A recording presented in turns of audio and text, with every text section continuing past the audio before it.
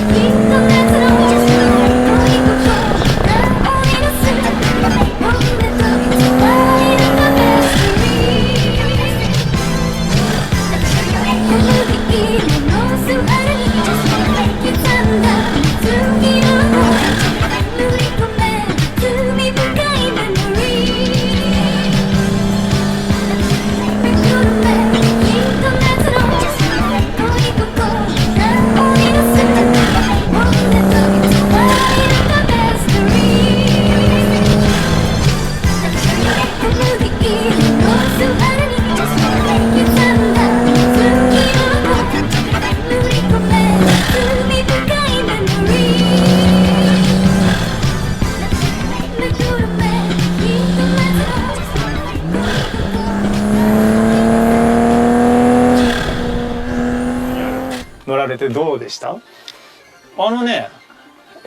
俺的にはドローかなっていうふうに、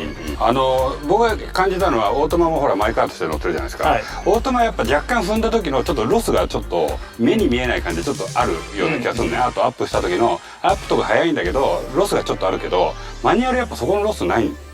なるほど、ないしっかりギアも結構ロングでトルクもあるんでそんなシフトチェンジもこのコースだとないから1回2回しかないんで結構踏んだ時のグンっていう出方がマニュアルの方がある。